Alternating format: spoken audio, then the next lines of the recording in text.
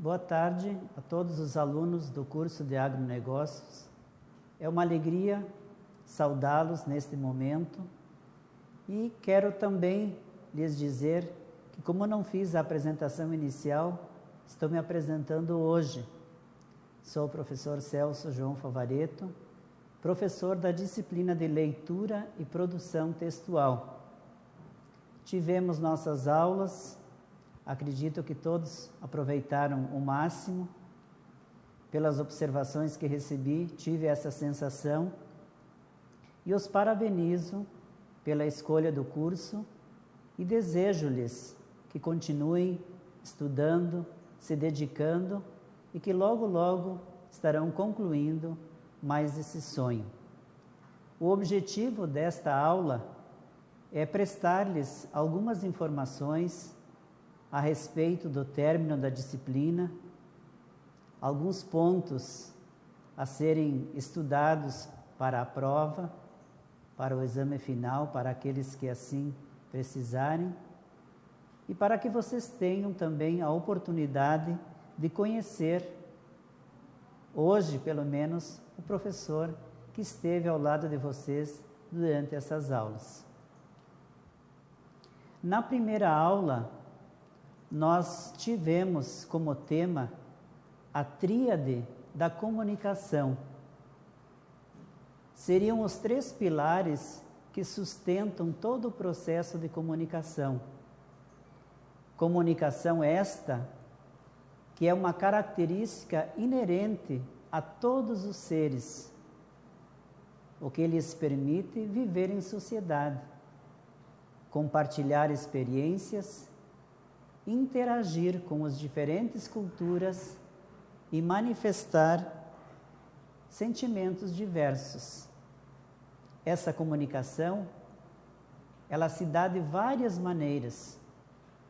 Pode ser feita através de sinais, códigos linguísticos, escrita, de forma oral, dentre outras formas. A tríade que sustenta esse processo pode ser definida como a linguagem, a língua e a fala.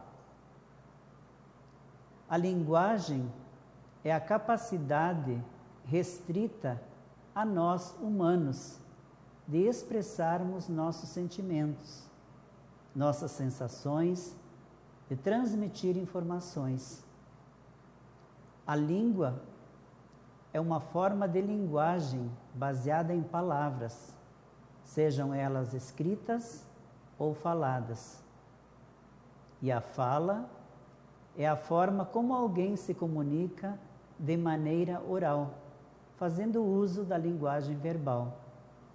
O que esse tripé tem de diferente é a sua abrangência. A linguagem, ela tem uma abrangência universal.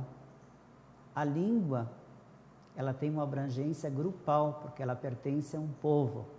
E a fala é pessoal, ela pertence a cada um.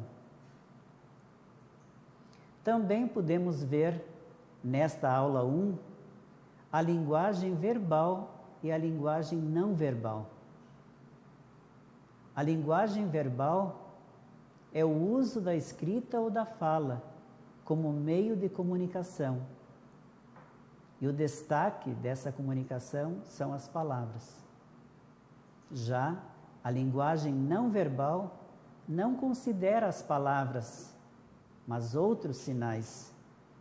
É o uso de imagens, desenhos, símbolos, dança, tom de voz, postura corporal, pintura, música, mímica, escultura, gestos diversos. Também tivemos a oportunidade de ver nesta aula que o corpo também é uma manifestação de linguagem. Através de sinais, de gestos comunicativos, contato com os olhos, a postura, gestos com as mãos, os braços, o discurso, maneira de andar, de sentar, de se vestir, as cores que preferimos, dentre outros aspectos. Então, nosso corpo também é uma forma de comunicação. Seguindo, tivemos a aula número 2, quando pudemos relembrar os elementos do processo de comunicação, que são eles: o emissor é aquele que envia uma mensagem, o destinatário, aquele a quem a mensagem é endereçada. A mensagem é tudo aquilo que o emissor envia ao receptor. E o código é o conjunto de sinais utilizados na comunicação para transmitir a mensagem. Todos esses elementos precisam estar em sintonia para que a mensagem possa ser entendida. Se um desses elementos falhar, haverá falha no entendimento da mensagem. Então, a importância que esses elementos estejam entre si em harmonia. Vimos também nessa unidade que para cada elemento do processo de comunicação equivale uma função da linguagem. Então, temos a função referencial, que está sempre centrada no contexto. A função emotiva, centrada no emissor. A função conativa, centrada no receptor. A função fática tem como elemento o canal. A poética está centrada na mensagem e a função metalinguística que está centrada no código. Então, a função conativa transmite uma informação objetiva sobre a realidade. Ela é encontrada em textos jornalísticos, políticos, jurídicos, entre outros. A função emotiva, ela tem a função de transmitir emoções e anseios e reflete o estado de ânimo do emissor. Quando eu digo, nós te amamos, tenha um pouco de medo, eu estou manifestando um sentimento, manifestando uma emoção. Então, estou fazendo uso da função emotiva. A função apelativa, ela tem como objetivo influenciar o receptor, tentando convencê-lo de algo.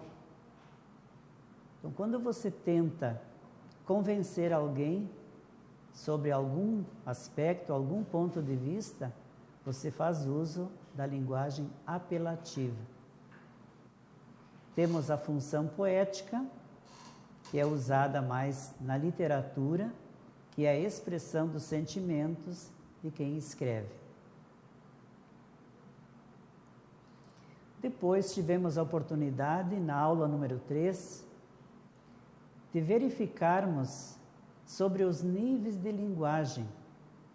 Níveis esses que dizem respeito à situação da fala e da escrita em uma determinada comunidade.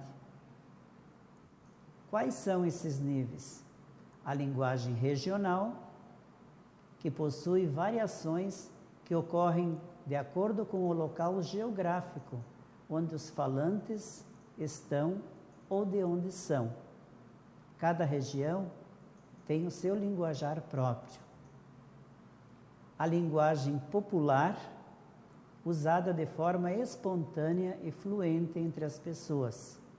Aquele papo, aquela conversa entre amigos, sem aquela preocupação com as normas da gramática escrita. Então, é a linguagem popular. E a linguagem padrão, que seria o uso corrente da língua portuguesa, ditado pelas normas da gramática, usado por aquelas pessoas que têm certa cultura formal. Como variações linguísticas, também podemos dizer que há as variações regionais, as variações históricas, sociais e situacionais.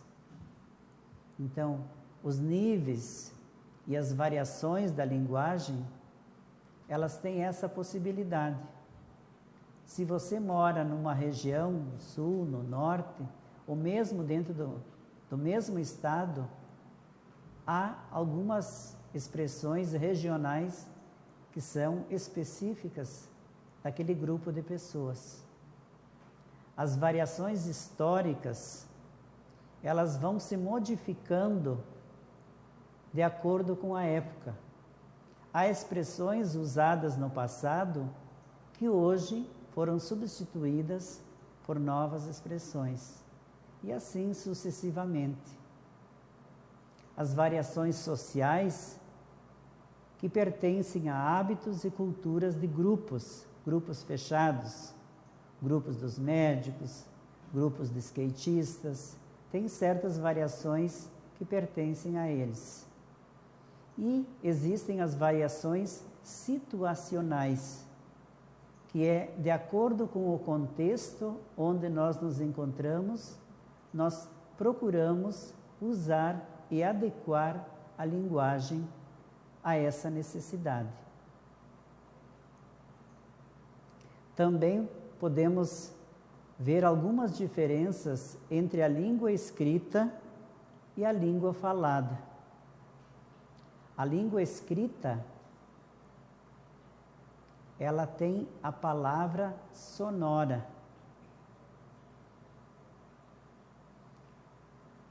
E a língua falada, ela tem apenas som. A língua falada é mais espontânea, é imediata. E a língua escrita, ela precisa ser precisa, bem elaborada. A língua falada não obedece a regras, mas a língua escrita precisa ser correta, precisa atender a um padrão. A língua falada é subjetiva e a língua escrita é mais objetiva. Temos que ter esse cuidado, pois quando falamos, não temos certas obrigatoriedades como quando escrevemos. A escrita deve ser sempre comprometida com a gramática. E a fala, por ser espontânea, ela permite algumas incorreções. Depois tivemos um capítulo na aula número 4, que foi mais um capítulo motivacional sobre o significado da leitura. O que é ler? Por que devemos ler? A importância da leitura e os benefícios que a leitura traz para a nossa vida. Vimos nesse capítulo a importância de despertarmos e educarmos para o hábito da leitura já antes mesmo do nascimento. Pois todas essas influências serão adquiridas e seguidas depois pelas crianças, na infância, na adolescência, na juventude e no seu estado adulto. Por que nós lemos?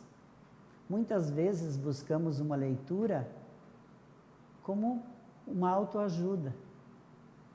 Muitas vezes buscamos uma leitura porque a leitura nos dá prazer. Muitas vezes lemos porque queremos estar bem informados. Ou lemos também porque a leitura é uma forma de adquirirmos conhecimento. Então aproveitem esse capítulo para que vocês possam ler, reler e tentar colocá-lo em prática, especialmente quem já tem crianças, tem filhos, despertar esse gosto e esse estímulo pela leitura. Depois tivemos 2 capítulos, da aula 5 e a aula 6, onde nós verificamos um pouco sobre o texto. No capítulo 5, falamos sobre os tipos de textos tradicionais, que é o texto descritivo, o texto narrativo e o texto dissertativo. Dependendo do objetivo do que eu quero com a minha escrita, eu vou optar por um ou por outro desses textos. Normalmente, quando fizemos um concurso, um vestibular ou a prova do Enem, o que nos solicita é um texto dissertativo argumentativo. E esse obedece a algumas normas.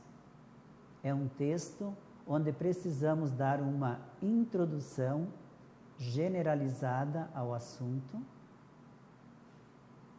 Devemos depois construir parágrafos com argumentos que justificam o tema exposto na introdução e concluí-lo com uma possível conclusão, ou pelo menos um encaminhamento para que essa temática possa ter a sua continuidade ou a sua resolução.